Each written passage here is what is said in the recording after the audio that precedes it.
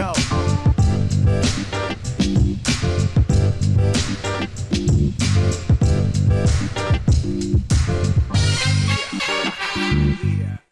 Last gasp.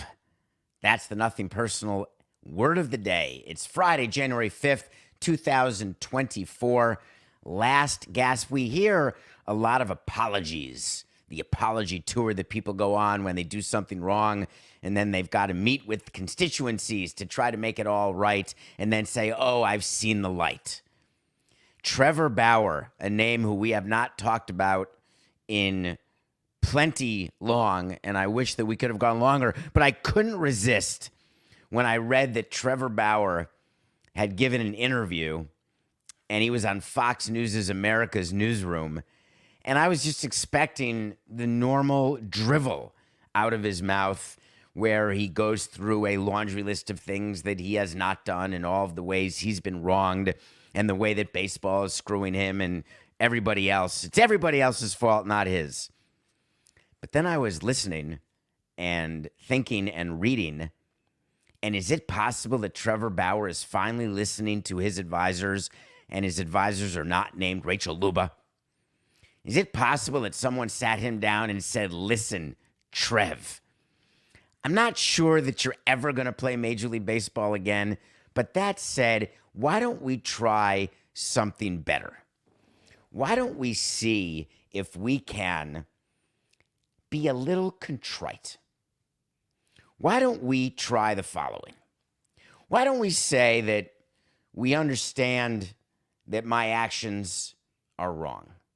I understand that I've been reckless. I understand that I've hurt people. I understand that I've compromised teammates and family and friends and leagues. Why don't we take that out for a walk and see what happens? What is the object of Trevor Bauer's last gasp? He wants to play Major League Baseball again.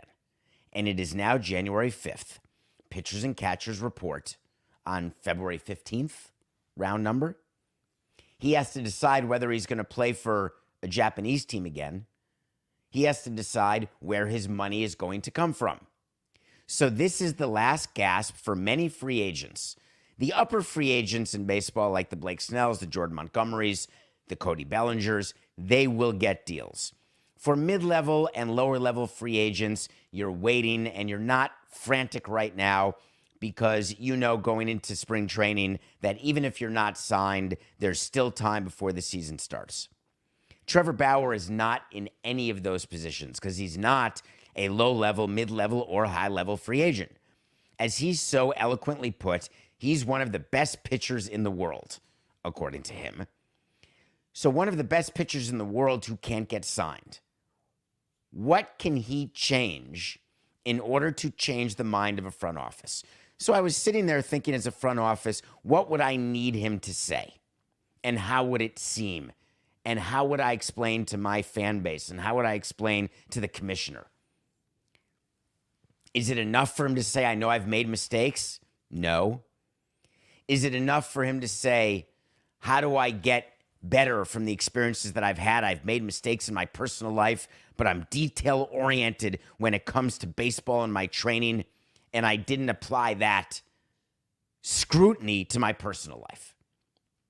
All right, that's an interesting tack that they're taking, saying that he is so good at baseball, he is so prepared to be a great pitcher, and he's so concerned with what he puts in his body and his regimen. But when it comes to women who he wants to sleep with or things that he wants to do off the field, he says he didn't have the same level of scrutiny. I was trying to figure out what that meant. Is level of scrutiny, is that discretion? Is that when you slide into someone DMs and you try to make sure who you're sliding into before you start the sliding? Do you do a background check? Do you have your people research the person? When a woman approaches a player, and I have experience with this, so I wanted to talk about it without, I'm not divulging any confidences, other than to tell you that there are many players who do many things with many different women during the course of a season in many different cities. And conversations that I would have with players center around what is the object of your game. Are you trying to find a wife? Are you trying to have a girlfriend? Are you trying to have sex? What are you trying to have companionship? I would always ask players to think about what they were doing before they did it, because then it would help inform how they would communicate to the person they're with. Because forgetting violence, and I want to be clear, when there's sexual assault, there's no amount of conversation you can have with a woman. There is no amount of consent that can be given to be sexually assaulted. There is nothing that ever can be done where a man can say, okay, sexual assault is okay. It works and I can do it. But when it comes to spending time with someone who you don't know and you are a professional athlete, trying to figure out the best way to do it can be difficult. And so one of the things we ask players to do is to get help. Help from a teammate, help from an agent, help from a front office. Just another set of eyes, another set of ears, another perspective when you're meeting someone, because we don't want the players to get in trouble. And when I say get in trouble, what I mean is we don't want someone, and it doesn't matter if it's a man or a woman, it doesn't matter. So this is not a sexual preference issue. This is what is stopping a player from performing at the highest level and not getting in trouble? And the answer is number 1, number 2, number 3, number 4, number 5 is consent. That is the number 1 most important thing. But the concept is intent. And players have different intents at different times. Trevor Bauer is trying to convince you that he did not properly examine both his intent and also the intent of the women he was with. The problem I have with that would be the same thing as Deshaun Watson saying after 40 massages or 60 massages or 10 massages, saying, hey, I have no idea why this keeps happening because I go into massages with the intent of having my hamstring worked on. At some point, that's not flying anymore. And teams know this, and front offices know this. Notwithstanding the Haslams not caring, they still knew. The reason why Trevor Bauer has not been able to find a team is not only has it been suggested that he not be a part of any team, and I'm not saying that there is collusion. I'm not saying that there is anything nefarious going on. I'm saying it's very clear to all teams that Trevor Bauer in Major League Baseball is not what Major League Baseball wants. Given that lack of desire on behalf of Major League Baseball and its teams, and Trevor Bauer knowing this, his only possible path, which is certain to fail, but the only possible path is the path of contrition. So then teams look at what he is saying, how he is saying it, because then they have to come up with another reason why they're not willing to engage with him. Before this contrition, before this interview, it was very easy for a team to say, it's just not worth it. Whatever talent level your client has, we cannot take the microphone at a press conference and announce his signing. Our teammates, our players don't want him. Our fans don't want him. Our sponsors don't want him. There is no scenario under which that the equation ever leans toward the side of signing him, because there's an absence of anything out of his mouth other than absolute spewing of idiocy. So then when informed and convinced to go this direction, now as a front office, I have to say to myself, I have a few directions I can go, but I've lost one of them. We don't have payroll capacity. His demands are too high. You can always say that about a player. So that's 1. 2, we don't have a fit. The problem is when you're a starting pitcher, there is not one team who doesn't have a fit for a starting pitcher. You can say that for an outfielder. You can say it for a second baseman. The Red Sox did it the Braves did it when they traded Vaughn Grissom. There are many, many positions where you can say, oh, we're good at closer, but then I would argue make him an 8th inning guy. Starting pitching is an example where you can't give the excuse, no need. All right, next, 3, roster spot. That's always a great one that the union and the league fight about, because roster spots are at the complete discretion of the front office. It is totally up to me who I want to be on my 40-man roster. And it doesn't matter what Baseball America says. It doesn't matter what the union scouts say or MLB scouts. It doesn't matter what other teams say. I do my 40-man roster according to my view of roster management and my projection of players who have not yet made the big leagues, and then my projections of players who can pass through waivers. Passing through waivers is what you have to do when you take someone off your 40-man roster in order to keep him. So you can't ever have an argument. There is no grievance that can be won. Hey, this player should be on your 40-man roster. In addition, the union can never argue in a grievance, hey, the reason why this player was not signed is collusion. And the reason we know that is these 10 teams had spots on their 40-man roster and it needed starting pitching. No, can't be argued. So one thing that a team could now say is, hey, we don't have space for him because we don't want to have Trevor Bauer, as good as he may be. We're not willing to take the chance of removing someone from our roster. So that's 3. The fourth thing that a front office can do is they can say that we don't value him as a starting pitcher or as a teammate according to the value that he has put upon himself. Therefore, we've decided to pass. And all of these things that we're mentioning rise above the level of any possible scrutiny.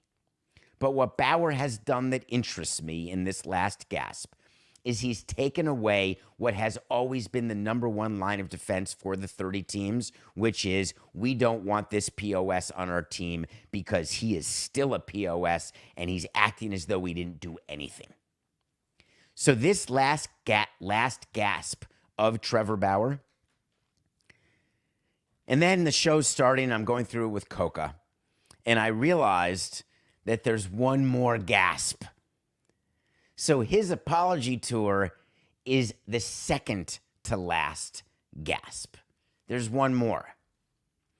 His agents could go to teams and say, Trevor Bauer wants to play for you, and he's willing to be paid the minimum. Because at $20 million or $30 million a year, easy. Add that to the list. There's no fit, not value. But at the minimum, a starting pitcher of Trevor Bauer's quality, at the minimum, that's hard to find. So if he were to take that away from teams, his price point, and he's taking away the fact that he's never apologized, then we're going to see what happens. Given all of this, my wait to see about Trevor Bauer stands, and it still stands. He will not throw a pitch at the major league level in 2024, just like I said he wouldn't in 2023. There is no team who is going to sign Bauer because this last gasp was not good enough. Starting pitching, as you know, is critical in Major League Baseball. There is a dearth of it, even though 5 and dive may get Blake Snell $200 million. Even though having pitchers go 3 times through the lineup is looked at as analytically incorrect. For some reason, and I couldn't agree more, starting pitching is what all front offices crave, regardless of its importance in the media or even the front office, what they claim. Everybody's always looking for starting pitching. When the Boston Red Sox traded Chris Sale, we covered that. I don't remember when that trade happened, Coca, but one of the shows since the break, we talked about the Chris Sale trade. And what we said was it was a very interesting move by Atlanta because they were getting Chris Sale's money paid. They did give up Vaughn Grissom. But at the end of the day, if he can beat Charlie Morton, great. If he can't, and he is either a POS, bad in the clubhouse, or doesn't perform, or gets hurt, just jettison him. And it made absolute sense for me. And Alex Anthopoulos is a GM, one of the most respected in the game, one of the best in the game. I'm in like Flynn. And then yesterday, I got a text alert that the Atlanta Braves had signed Chris Sale to a contract extension. and I nearly fell off my couch. The facts are that Chris Sale was going into the last year of his deal, and now the Atlanta Braves decided that they were going to give him a deal that starts this season, ripping up his old contract, starting this season, going for 2 years plus a club option, guaranteeing him $38 million. He hasn't pitched an inning for the Atlanta Braves. He has not spent 1 second as part of the Braves organization inside the Braves clubhouse. He has not spent 1 second with Alex Anthopoulos or Terry McGurk or Brian Snitker or any of the other leadership people with the Atlanta Braves. What would be the purpose of this extension? It saves the Braves money this year. Nope, that's not the case, because the Red Sox sent $17 million with Sale as part of the trade, and that's what Sale was getting.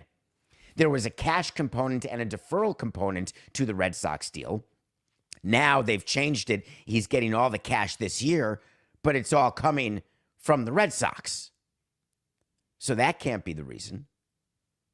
What the Braves would have you think is that the reason they gave him $17 million of more guaranteed money is that they got another year of control.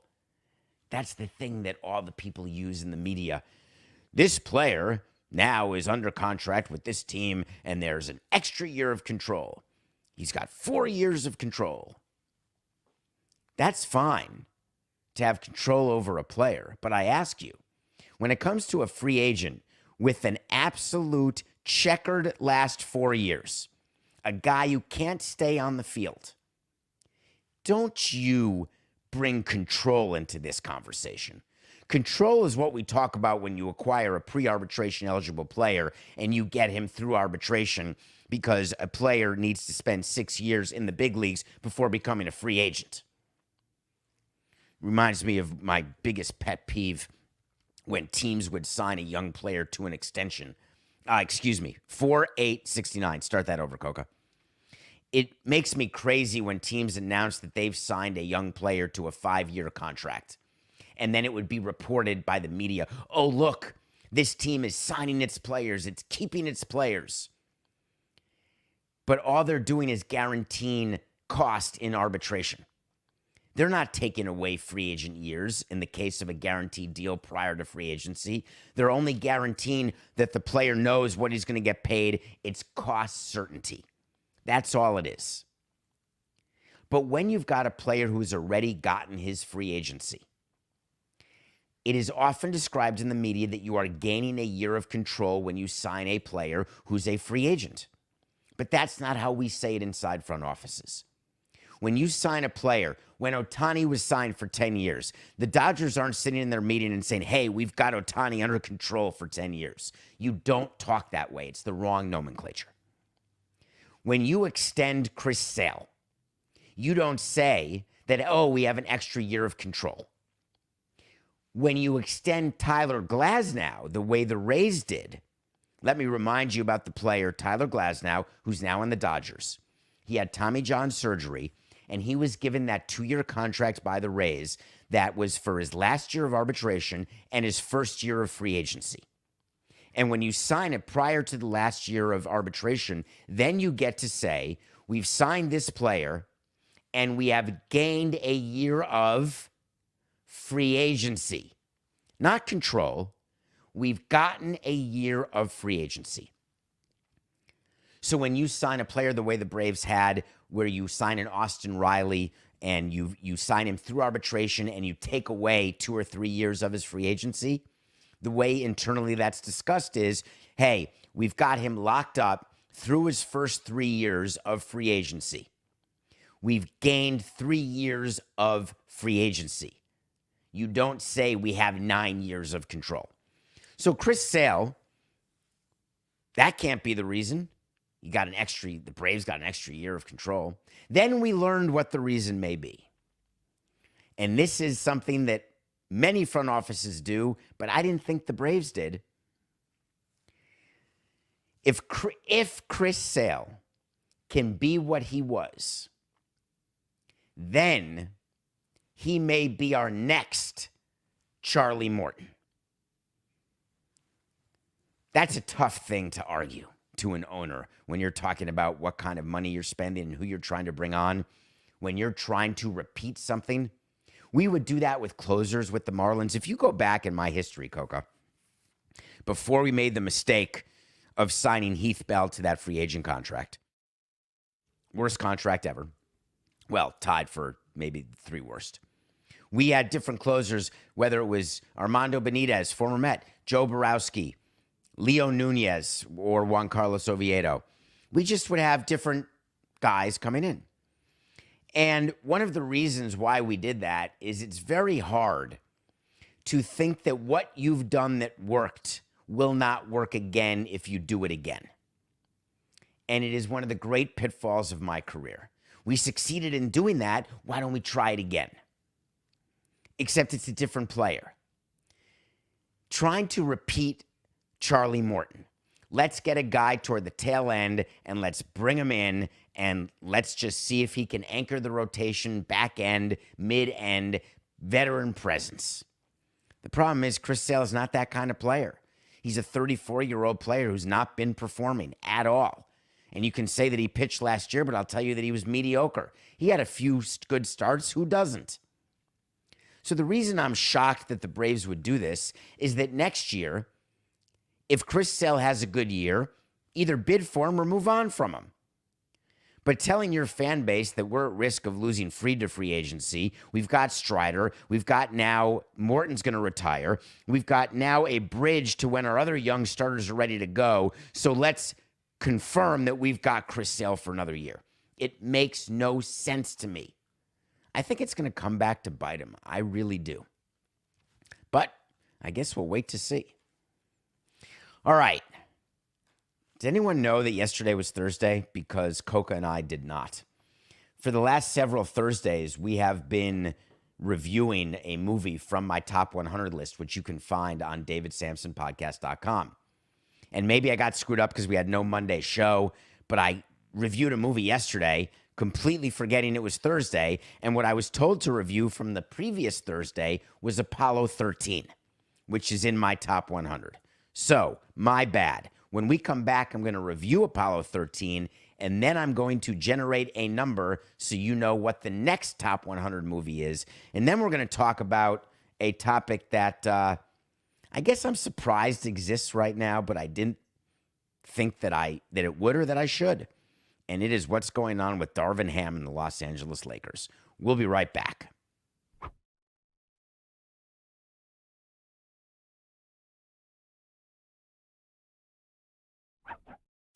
Welcome back to Nothing Personal. It's David Samson.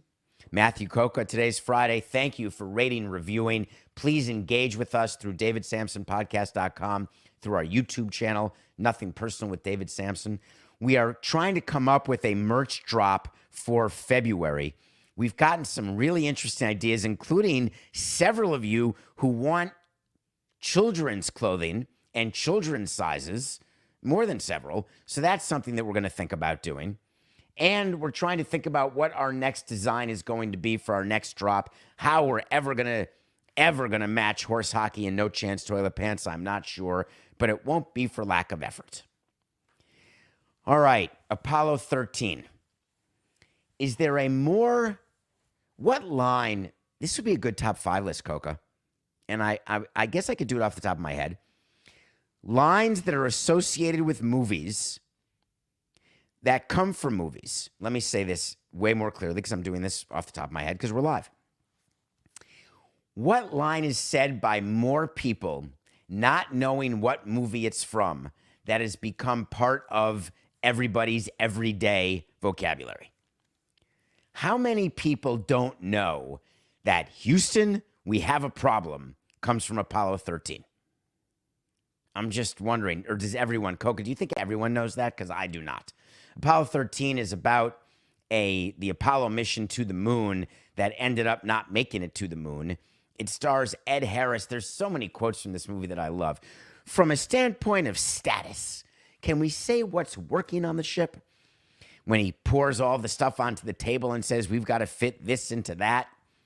the excitement of them being saved. Kevin Bacon, Gary Sinise, the late Bill Paxton. You may know him from Titanic, Twister, and of course, Tom Hanks in one of his best performances in one of the best movies.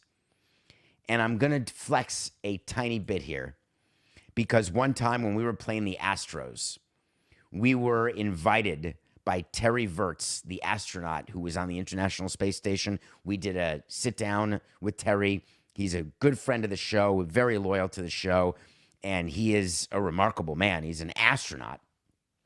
We got a behind-the-scenes tour in Houston of NASA, and I must tell you, it's cool. And what's cool is thinking about that we're trying to explore something that I'm not sure we were meant to explore, and I'm not sure what the end game is. Everybody trying to go to Mars, trying to go to the moon, trying to figure out, are we trying to find another Earth? Are we trying to see if there's life? Are we trying to see if we can get some elements, get some energy from another place? Maybe that's the point. Terry and I have had funny discussions about this. The International Space Station does amazing experiments. That is very worthwhile. They're trying to improve the quality of life for people living on Earth. But in terms of just going places, the reason in my opinion, the reason people started going to the moon to start with is that in the middle of the Cold War, hey, look at us. It's like I was going to say a BD contest, but that's not very nice of me to say. But it's like a contest where people are saying, hey, I can go to the moon, you can't. Who's going to get there first? The movie Apollo 13 will have you engaged from minute 1 to minute 123. I think it's 2 hours and 3 minutes. I have watched it so many times. I did watch it again when we did this last 2 Thursdays ago. And I'd forgotten how emotional it was, even though you know how it ends. And that's the sign of a great movie to me, when you know the end and it doesn't matter. All right, number generator, because we got to get to the Lakers. 1 and 1, but I'm going to put in 100, and I'm going to hit generate. Here I go. Generate. What do we got? Coca? 71. What's 71 on my list? What am I watching next week? We are watching, wait for it. No way, we've already done it. It was Inception. What are the odds that I would hit 71 again? All right, I'm going to generate again. Here we go. Generate. What do we got? 92. 92 will be the movie I'm watching. I feel like we're playing bingo. 9-2. What is it, Coca? It is... Yes! I'm so happy. Continental Divide with John Belushi and Blair Brown. Funny Continental Divide story. I watched it. I have it in my library on Apple. And I watched it maybe a month ago, not even. And at the end, I said to myself, I don't know that I'll ever watch this in my life because I'm having a lot of age issues where I feel like I'm getting old and I'm so much death around me. I feel I'm at the end, which I'm not. I'm totally healthy, though I'm going to the doctor again soon because I like going to the doctor on a weekly basis to make sure that it's hypochondria and that's it. I mean, eventually I'm going to be wrong, right? But so far, so good. But now I get to watch it again. Continental Divide. You may want to check it out. I can't wait to review it. I can't wait to watch it. I'm going to watch it today, Coca. All right, let's talk about the Lakers. Did you see? Frank Vogel is under pressure as coach of the Lakers. He was with LeBron James and Anthony Davis, and all of a sudden there was a problem with Frank Vogel, and that was the end of Frank Vogel. Darvin Ham gets brought in, and everyone said, oh, did LeBron make that coaching decision? LeBron's the GM of the team. Was this done not? Did LeBron want Lou? What's going on here? And I told you at the time, and I stick to that Darvin Ham is the coach of the Lakers because LeBron James wanted Darvin Ham to be the coach of the Lakers. Not more than a month ago, the Lakers were sitting pretty and raising ridiculous banners as winners of the in-season tournament, celebrating with champagne as though they had actually won something that matters. Wait till the ring comes. No one cares. Now, I thought it was exciting. I thought the games were good. I thought the courts were ugly. It didn't matter, win, lose, draw, whatever. You get a trip to Vegas, you get $500 grand, move on. The world championship, that's all that matters. Since the Lakers won the in-season tournament, what are they, 2-8 in their last 10? They're number 10 in the Western Conference, maybe in the play-in tournament at best. And then it happened.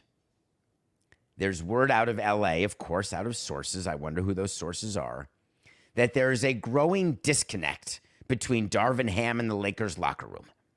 And this stems from the disjointedness around the rotation and adjustments. And this is per a story on The Athletic, which, of course, if you're not a subscriber to The Athletic, you should be. It is well worth it. They do amazing deals, and you get to see writers who are writing for all different sports. Don't worry that it got sucked up by the Times. It is still a great quality reporting and stories. But where would they get the story about the growing disconnect between Ham and the locker room? What's the purpose of putting that out in the media? If you are LeBron James, is there a purpose? And I've been thinking about that in preparing for today's show, and I've come to the conclusion that there isn't. Because LeBron James knows better.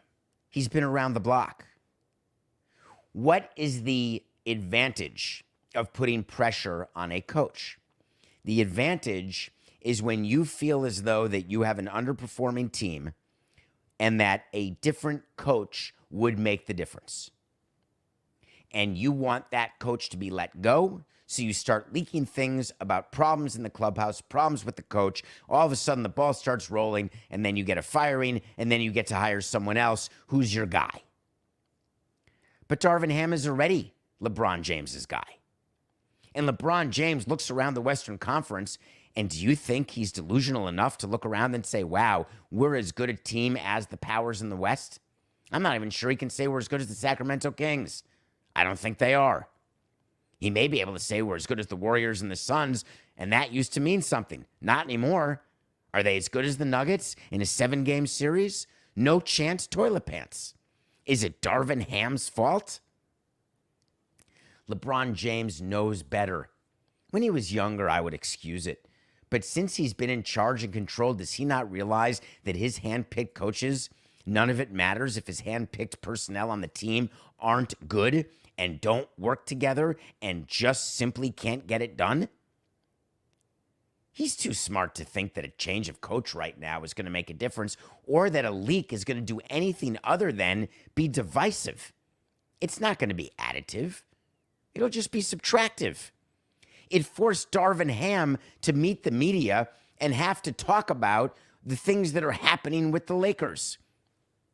We need guys to step up and play better. The reason we sign them is because we know what they can do.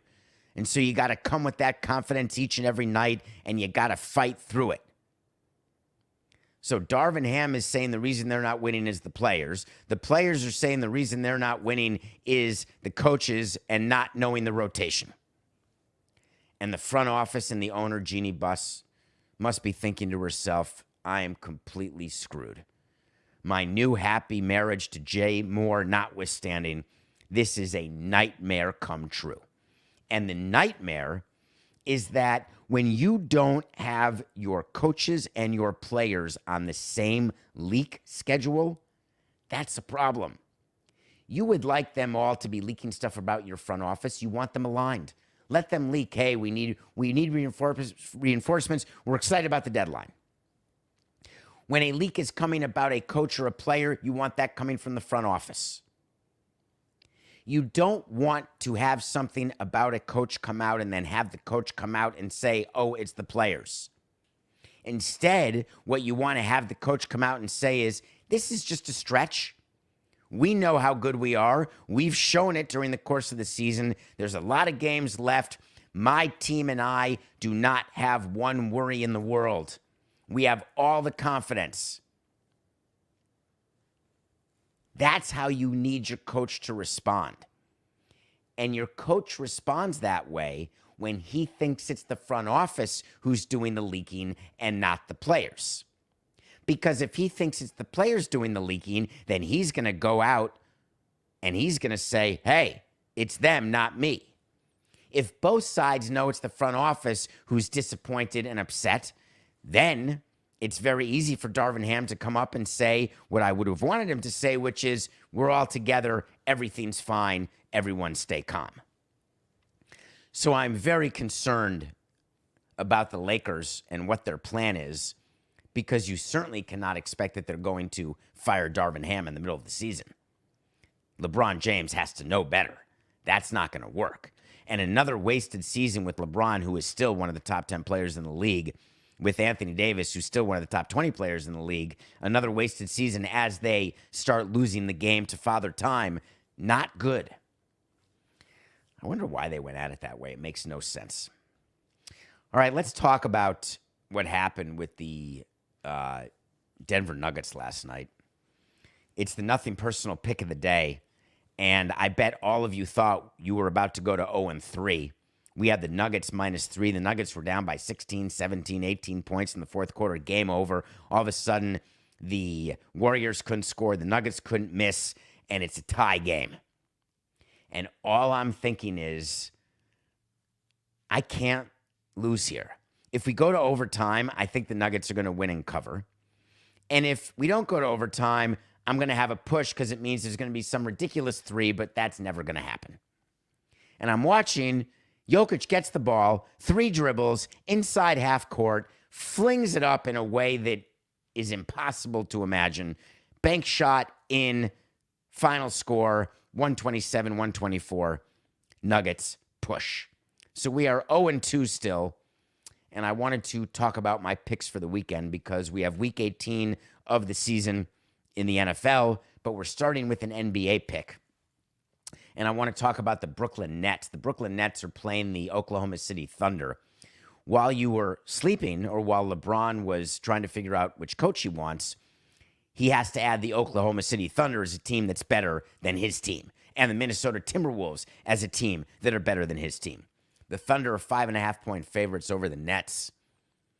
And the Nets were in the news yesterday because Adam Silver and Joe Dumars decided to use the Nets as an example of what they're trying to accomplish with load management. Load management is when you rest your players, the games are nationally televised, and then the broadcast partners get angry, and therefore the league gets angry because of what they're trying to negotiate with the broadcast partners. So the league steps up and says, you know what? We're going to fine teams if they don't play their players without good reason. And Joe Dumars made a big deal. Before the NBA season started, we did a segment on Joe Dumars' memo to the league where he outlined all the different rules and all the different regulations and how it's important for players to play 82 games. Meanwhile, all front offices and all players ignored that. But the Brooklyn Nets just got fined $100,000 because on December 27th, they sat 4 players, and then an additional 3 players only played the first quarter. So basically, it was Coca, Sampson, Sleepy, Grumpy, and Dopey playing that game. And Joe Dumars said, we've been very clear with teams what we are trying to accomplish and what we'd like to see. And if I'm just cutting to the chase, if you're going to sit 4 starters at one time, that's going to violate the policy. So they fined him $100,000. Now, who gets fined?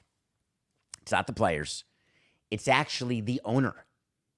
The owner is fined the $100,000 because what the league thought is that the basketball people wanted to sit players and do load management. But what the owner would do is say, hey, man, I don't want to get fined. You're playing the players. I have yet to come across an owner in decades of talking to owners who would say to a front office, hey, listen, no matter what, for this nationally televised game, I want you to play my guy. Hey, Jacques Vaughn, play these guys. It's not really how it works. And so finding an owner $100,000, does Adam Silver go to bed last night and say, all right, we got it. We nailed it. No more problems with load management. Our guys are going to play every day. Hey, Amazon, you sure? Let's talk about the exclusive Thursday night window. Let's talk about the hundreds of millions of dollars we want because all our guys are playing because we find the Nets $100,000. It's like a joke. It's almost as big a joke as the $300,000 fine to Tepper. What's the difference? You want to make a difference? How about $10 million and 2 draft picks? And then an entire appeals process where there's actually witness testimony where we get to hear why players are actually sitting. Teach me the analytics. Show me the injury.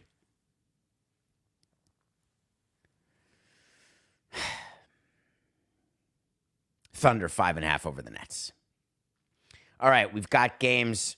That's Friday's game. Let's talk about Saturday and Sunday in the NFL. We are 1 week away from one of my favorite weekends, maybe my absolute favorite weekend. There's a lot of sports weekends that are really amazing, but NFL wildcard weekend with 2 Saturday games, 3 Sunday games, and 1 Monday game, you're talking 6 games in 3 days, and they're all...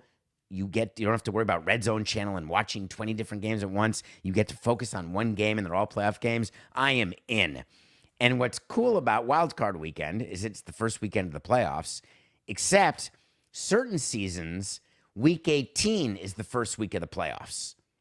And that's a dream come true. It's like in baseball when the last game of the season, there's a game that happens where if one team wins and the other team loses, that team can win the division or that team can be the wild card. And there's all these scenarios that can happen. It's way cooler in football when 2 teams are playing each other in Week 18, and it's exactly like a playoff game. And that is what we have Saturday with the Indianapolis Colts and the Houston Texans. You may not like the opponents. You may not think it's good quality. You may think neither of them have a chance to ever win the conference or make it to Vegas to play the Super Bowl on February 11th. Viva Las Vegas. But it's a playoff game nonetheless. If it were a wild card game, you'd be all stoked for it. This is like a wild card game. If the Colts win, they're in. If they lose, they're out. If the Texans win, they're in. If they lose, they're out. That's March Madness, folks. We're taking the Colts plus 1.5. I just like taking the points in this instance because there's something... I just would rather be on the underdog side. So please do that in this playoff game. Take the Colts plus 1.5. Then on Sunday, a lot of interesting games. I was looking at the Bills-Dolphins. I just don't feel good about the Dolphins getting points at home. I don't feel good about the Bills giving points on the road. Great game. Bills win. They win the AFC East. Dolphins win. They're the 2 seed and the winner of the division. If they lose, they're the 7th seed or the 6th seed. But I was focused on Baker Mayfield. Baker Mayfield has a chance to do what Tom Brady did, to bring the Tampa Bay Buccaneers into the playoffs. And he gets to do it against the team that jettisoned him because he stunk. The Buccaneers are playing the Panthers. The Buccaneers are giving 4.5 points to the Panthers. And for me, I'm watching Mayfield trying to clinch a division in the stadium where he was unsuccessful, trying to do something on a team where Brady, the GOAT, had done it, all against a team owned by that Tepper guy who has no interest in winning for either their coach or for their owner. To me, this is a 3-star pick. I love this. Bucks 4.5 over the Panthers. So those are the picks for the weekend. Enjoy. You've got Thunder 5.5 over the Nets. You've got Colts 1.5 getting 1.5, and then you've got Bucks giving 4.5 to the Panthers. So before I say goodbye, I want to circle back to something that we started the show with. And I was thinking the way our show works is that, as you know, I only have a rundown in front of me, and I'm just talking to you for 45 minutes. And I appreciate your time. I was thinking about the Trevor Bauer situation even as I was talking about other topics. And I want to close with this to make sure people understand very clearly what my point of view is. I am not opining on whether Trevor Bauer was charged or not. He wasn't charged. I'm not opining on whether Trevor Bauer did or did not do something with or without consent. I have my views. I am not telling you that what Trevor Bauer did is lascivious and prurient and disgraceful and disgusting.